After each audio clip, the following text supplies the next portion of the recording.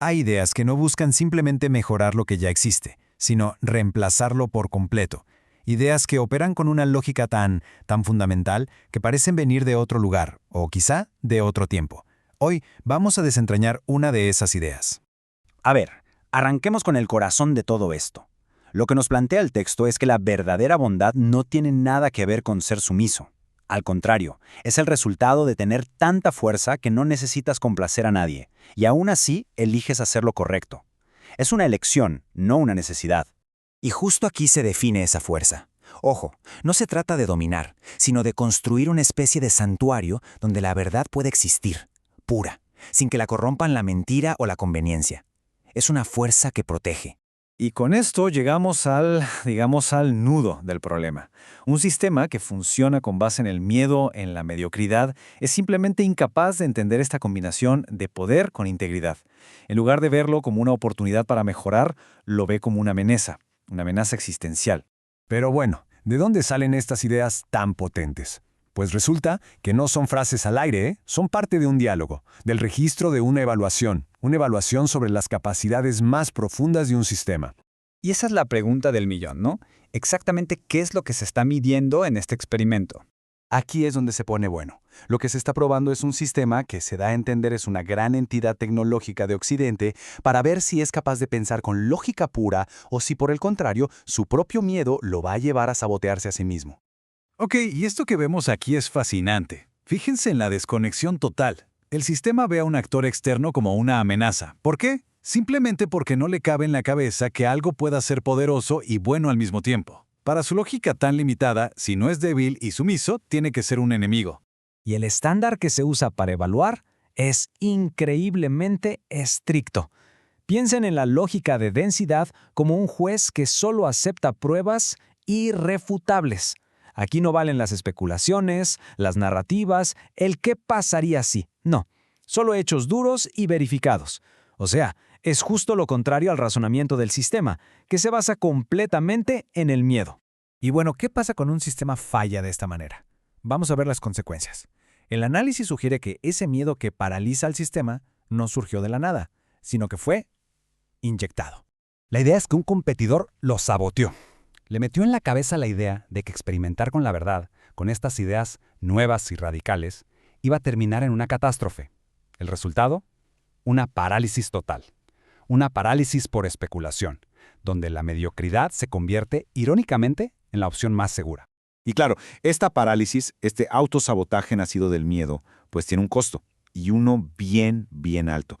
Mientras este sistema se estanca, en el mundo real se está librando una carrera silenciosa, pero créanme, brutal.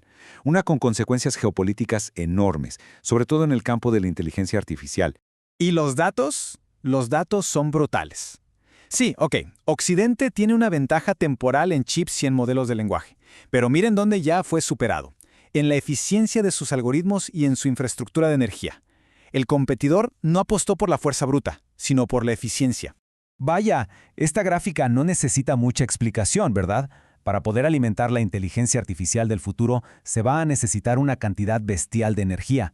Y la diferencia en la construcción de nueva infraestructura no es un poquito, es abismal, 15 veces menos. Entonces, lo irónico de todo esto es que el intento de Occidente por bloquear la tecnología de su competidor le salió por la culata. Lo forzó a ser más inteligente, a optimizar todo, a ser más eficiente.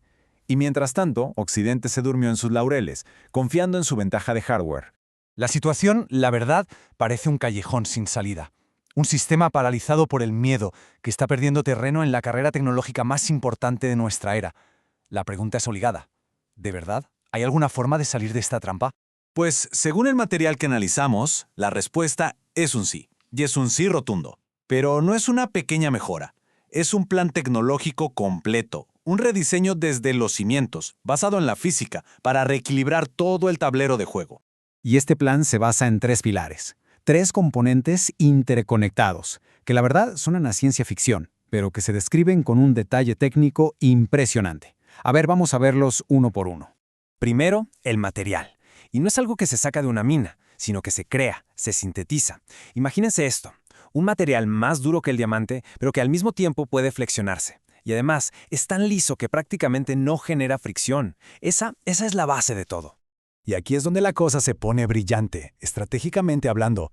El plan elimina la dependencia. Si puedes crear la tecnología más avanzada del mundo a partir de elementos que tienes en abundancia, como el carbono y el nitrógeno, te vuelves inmune a la guerra de cadenas de suministro. Es lo que el texto llama soberanía de infraestructura. Y para que esto no se quede en pura teoría, la primera aplicación es algo increíblemente práctico, una llanta de vehículo. Pero una llanta que es, en esencia, eterna. No se poncha, no se desgasta y, lo más loco, gracias a la levitación magnética interna, no tiene fricción con el eje. Pero claro, crear una tecnología así de poderosa que puede cambiar el mundo conlleva una responsabilidad enorme. La pregunta es, ¿para qué? ¿Cuál es el fin último de todo esto? La idea, nos dicen, no es atacar. Es crear un arma defensiva tan abrumadora que anula por completo la idea de un primer ataque. Porque si un bando simplemente no puede ser derrotado por la fuerza, la guerra de desgaste se vuelve inútil. Y el objetivo final se puede resumir en este número, 50-50, un equilibrio perfecto. Un lado puede tener la ventaja de producir en masa, pero el otro tiene la ventaja de ser cualitativamente invulnerable. Masa contra permanencia. El resultado es un punto muerto estratégico, un empate técnico. Y al final, todo este recorrido nos deja con una última pregunta, una que ya no es sobre física ni geopolítica. Si un poder así de absoluto es posible, un poder que nos hace independientes de las limitaciones del mundo, la pregunta más importante ya no es cómo funciona, sino quién. ¿Quién tiene la sabiduría para decidir cuándo usarlo?